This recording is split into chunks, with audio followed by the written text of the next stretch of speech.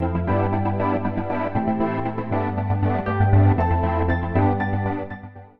to Financially Savvy in 20 Minutes, a podcast hosted by me, Natalie Torres Haddad, an international award-winning author, two-time TEDx speaker, and investor, along with Vera Egley, an investor, sales and marketing pro, and multi-language podcaster.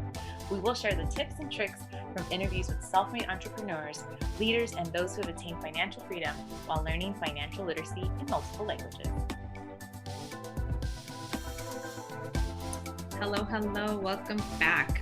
We took a little hiatus for a couple of weeks, but just like anyone that has a podcast or just is busy with life and their business, Yep.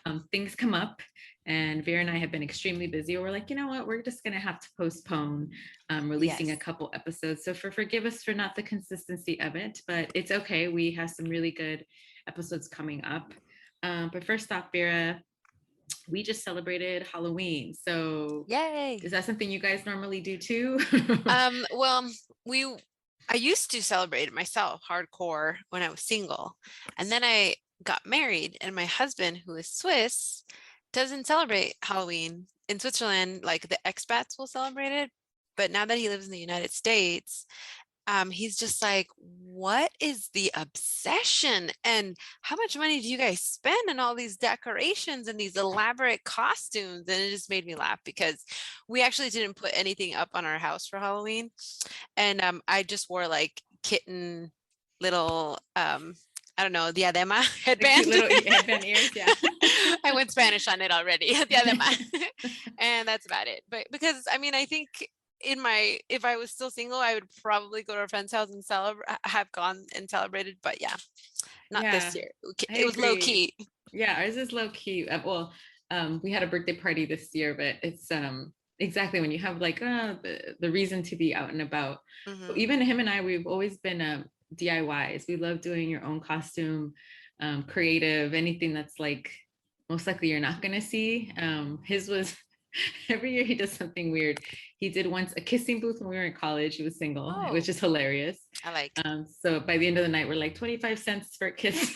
Heck yeah. He kept on crossing off his, what was the other? He did people's most beautiful people out of a cardboard and put a bunch of pictures, and then he had a hole in it, so it's his face. That's clever. And then one year we did peanut butter and jelly jars with cardboard. And then one year snake eyes, which is just basically a cardboard box with, the dice numbers, right? Yeah. So this year is a little like funny, just a $sign cardboard Latina equal pay day. So I made it a little bit more political. Oh, I like that. No, that's good. That's good. But I agree. It's in a very expensive holiday. Doesn't need to be. Doesn't need to be, but it is. Especially if you're buying your stuff in advance. Or after the sales or whatever. But I think sometimes people forget that it is a holiday and it doesn't have to be as extravagant. And you were just talking about husband being Swiss. I think it's kind of interesting too, especially in Europe. But October 31st is not just Halloween. It is actually World Savings Day. That's right. That's right. International World Savings Day. And so I'm not sure if you heard of it. I didn't hear about World Savings Day until I was well into my mid-20s. I'd never heard of it before. I agree. I mean, I think that maybe you should enlighten the listeners well as give me more information on it, because I agree. I was a lot older when I had heard of it. Yeah, and it's kind of and the truth is it's celebrated here as well, but not as much as far as, like unfortunately it falls on Halloween, so people don't really talk about it. But apparently it was established in 1924 on October 31st, and this was the first savings bank congress. So this was in Italy, Milan. And what it was is basically it was decided. So I'm going to read a little snippet. It's not Wikipedia, but just kind of give you a little summary of what World Saving Day is. And it was decided to the Thrift Congress that World Thrift Day, as you want to call it as well, will be dedicated to promote savings all over the world. So basically the intention of this day was to help promote people to save for the day. So you've heard of companies doing mental health days, sick days. A lot of companies incorporate World Savings Day. So they might give you the day off, or they give you half a day for you to get your your financials in order. So if you need to update your insurance policies, if you need to, work on your will, or if you need to, because it's before the end of the year, this was a way to encourage people to save some of their earnings before holiday season, I guess. And so I find it strange that we don't promote that as much here. Not at all, I feel. mean, yeah, unless, like us finance nerds, geeks, that we're talking about this. But I think it's really crucial because I've heard the saying so many times, it's not how much you earn, but how much you save. Right. And, if we start teaching our kids early on doing this, we could teach them compounding interest. We could teach them the importance of all these ways to save money. And I think if there is a way that they maybe, that's something that part of what you and I are doing is to advocate for it. But, celebrating Halloween, why not have like, hey, we're going to talk about our best saving practices, or, you remember those houses you go to when they run out of candy, they'd give you $1 or a quarter. I stock up plenty on candy, so I don't have to worry about that.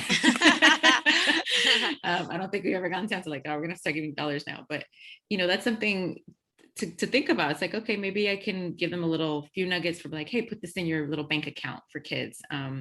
Just kind of get that spark going, because it's really a habit, right? When you're saving, you're learning how to save. Oh, I really like that. I think next year I'm going to do that. I'll order like mini piggy banks and give that out instead of just, with treats for the first 20 kids that come to the house. They're going to get piggy banks. Exactly. You don't want to be that house to be like, oh, she doesn't give candy, no, right? Yeah. I'll put some money in there. That'll make it more enticing so I can kick started. Ooh, I like that. The $100,000, I'll be like, here's $1 to help you start with that, right? But saving is really something that is, I don't think it's all, I mean, obviously you talk about it in your family, I think in Latino families, they're like, save your money, but it's not like save your money so that it can grow. It's more like save your money so that you can go spend it on something, or save your money, so that you don't feel poor, save your money so that you can pay the bill. It's never, at least in my experience, it was not a save your money in order to grow that money or to, invest it into buying homes, etc. So it's really great to be able to have a day where ideally all of the major outlets that we listen to are saying this is what it's for and this is what you should do. Yeah, exactly. Just kind of help promote it, give people examples too. I think if it's kind of like that community that you're like, hey, you know what, on Halloween, maybe getting together with your friends, just discuss some of the best practices and things that they wish they would have learned. It's funny when you were saying about how we, usually save because we want something at the end, right?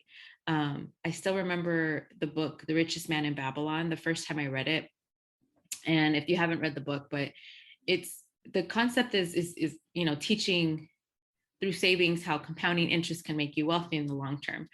But it also goes through the scenarios in the book where it was, the moment you were getting some money saved, you were, feeling, wealthy, or you felt you had some, cha-ching for yourself, but then you would splurge it on a party, or you would splurge it on something that was extravagant, not necessarily was going to build you wealth. And so learning how to distinguish the two is a challenge for many of us, because if we're not brought up in that environment, but it is possible. And it made me think about, when was the first time you saved something for a long term, whether it was for something that you were going to spend on, but how did that go about? And I guess the motivation behind it. I do remember very specifically, I worked from the moment I got out of school, just after college, from May, no, actually even the second semester of senior year, I started working 2 jobs and just still getting allowance from my parents and saving.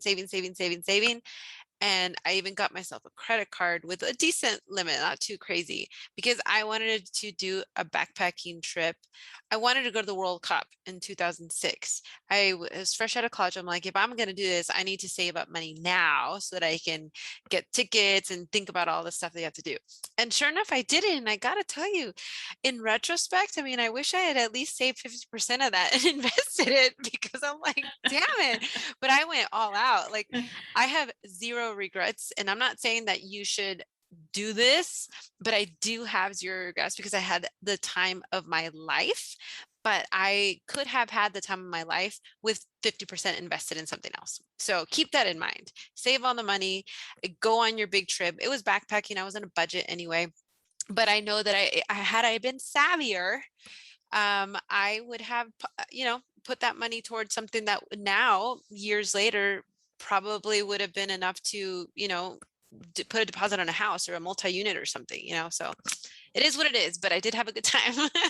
Oh, but that's great advice. I mean, Yeah. you just said it, especially when we're younger, we can afford to be frugal, go through Mhm, hostels, mhm, do the backpacking, and your body can handle that, right? And so mhm. looking back, sometimes even myself, or I've seen other people, they'd go all lavish and be like, oh, I'm going to the finest hotel. I'm like, Yeah. wait till later till you have the money to do that. And you're When just your saying body people cannot look so, handle yeah. it. When you're like, The yeah, hostel. hostels, shared hostel situation does Yeah. not work anymore. But Yeah. I agree. It's funny. I did something similar too. I think I was my junior year, and every paycheck is my very first paycheck. I did not touch. My mom's like, don't touch it, just work till the next one. And every paycheck, I started that mentality. 10% of what I make is mine to keep. And for about 10 years, a little under that, I saved enough for a down payment on a place. And so it was not easy. And during that whole 10 year, I hated that feeling because, I'd go out with my friends, or, they'd be doing other things. And I'm like, oh, I can use that 10% to live like they are. And it's kind of like a little sacrifice you're doing at the moment. So it's not fun. Mhm. But in the long term, it obviously did pay off. And I'm glad I did that. But it was just kind of that, when you're in it, it does not feel great, but it's kind of that Yeah. reminder. If other people are doing, I mean, if I would have been friends with you back then, I'm sure I would have been like, yes, let's do the World Cup, let's save. And you and I probably could have also probably bought something on the side. Yeah. We should have been like, let's do the World Cup and then let's go buy a house. Yes. Well, at I least that's our goal for you and I. We already talked about this, where Yeah. we want to get our girlfriends and be like, hey, for our 40s, we're buying ourselves a property together. So Exactly. And that's key. I think, for those people that can listen to this and you're just getting out of college, or maybe you're like, I don't know if I want to go to college, no worries, but just start thinking whatever job you get into, or any like gifted money that you get, don't use it all on just splurging. Definitely live in the moment, be present, do, have fun, but save some of that money and invest it in something, whatever it is, where we don't go into that. Like, you want to buy a house, whatever, your education, that's up to you, but let it grow. I love that. And for those that are listening that are employers, or, are thinking, should I talk to my boss about this? Ask about implementing a World Saving Day at your work. If there's, Mhm. even if they can't give you the whole day, let's say half a day, employers want to see you succeed. And if they know you're happy with the money you're making and investing in it, chances are they can support you with that. So it's kind of like, you're thinking, oh, I don't want to spend, it happens all the time. Just recently, just having to go through doing will stuff, like hours to get all this stuff together, and to know that you're getting paid during work hours to do that, that'd be kind of great. So, Mhm. I think if more companies were promoting this, they can help a long way. So I think it's really important that more and more people get used to the idea of October 31st, not just being about Halloween, but about saving some money for the long run too. I'm gonna have a Halloween party next year. We should have a joint one, and that's what we'll talk about. All of our friends are gonna be like, Ooh. what the hell? Yes, if you're listening and you want to be invited, we'll invite you to that'll be a fun. We can do World Cup, world theme, Halloween, somewhat Halloween World party. savings, And all all we'll of the do, above. we'll have a regular party and then do an hour of like Yes. sitting down, powwow on the savings. I feel like who wouldn't want to go to that? Oh You my gotta, God. yeah, if you want to come, send us a message now on our Instagram, and we will reserve your spot for next year. Yes, I love that. Definitely start 2022 Yes. already. Well, stay tuned because we do have some upcoming episodes for the end of the year. If you're thinking about, yes, how should I be saving, or what should I be Yes. doing for the end of the year goals? Because we're less than, I don't even want to say it, less than two and a half Yeah. months away I'm from the like, new la, year. la, la, la, can't hear you. So close to the end of the year. Well, yeah, stay tuned, and we'll see you on the next one. Bye. Bye. Thank you. And please make sure to subscribe and leave your comments and reviews. To learn more about the podcast, check out the website and Instagram, Financially Savvy in 20 Minutes, and watch interviews on YouTube and IGTV. To become a sponsor or hire us for your next workshop or speaking engagement, please visit financiallysavvyin20minutes.com. All it takes is 20 minutes daily to become financially savvy. Music by Nikki and produced by Robert DeLude.